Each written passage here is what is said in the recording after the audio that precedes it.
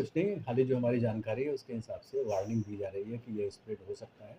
और इंडिया में कुछ केसेस हुए थे, लास्ट वाला मार्च 2024 में हुआ था।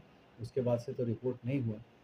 लेकिन ये है कि अवेयरनेस अगर नहीं रहेगी और कभी एपिडेमिक प्रोपोर्शन में चला गया तो दिक्कत होगी, इसलिए डब्ल्यूएचओ उस पे नज़र रखी है। इसको क्योर करने के लिए क्या किया जा सकता है? मेडिकल साइंस में ऐसी कौन-सी दवाएँ हैं इंडिया में अवेलेबल? आम तौर पे वायरल डिजीज़ेज़ के लिए क्योर तो बहुत अच्छा किसी का नहीं है। कोई-कोई वायरल डिजीज़ पे एंटी वायरल एजेंट्स काम करते हैं, लेकिन मेजॉरिटी पे नहीं करता है। इनसे बचना प्रिवेंशन ही एकमात्र रास्ता है और वो वैक्सीनेशन नंबर 1 है। नंबर 2 है कि ऐसे मेथड्स अपनाएँ जिससे स्प्रेड बच सके। जैसे अब स्मॉल पॉक्स ही है या जैसे कोरोना में आपने देखा था हुँ, कि आप 6 फीट से दूरी रखिए और रेस्पिरेटरी सिस्टम से वो ना करिए। इसी तरह इसमें भी ड्रॉपलेट से होता है, फोमाइट से, माने अगर यहाँ पे लग गया बिस्तर पे और जहाँ बैठा हुआ उसको छुएँगे तो मंकी पॉक्स ट्रांसफ़र हो सकता है। जैसे पहले चेचक में हुआ करता था, जो जी। उसको स्मॉल पॉक्स। तो क्या चेचक की दवाएँ इसमें कारगर हैं?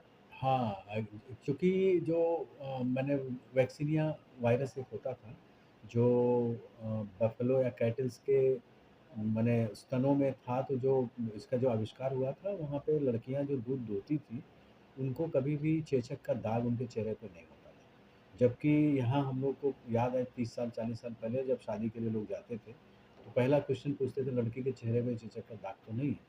78 के बाद तो खत्म ही हो गया। तो वो वैक्सीनिया वायरस जो उनके अडर से आता था, इनकी उँगली में एक आध लीजन ऐसे बनते थे और देखा कि जिनको एक बार लीजन बन जाता है, उनको फिर स्मॉल पॉक्स नहीं होता था।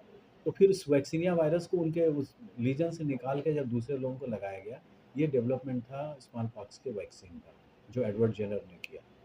उसके पहले चाइना में वेरियोलेशन करते थे।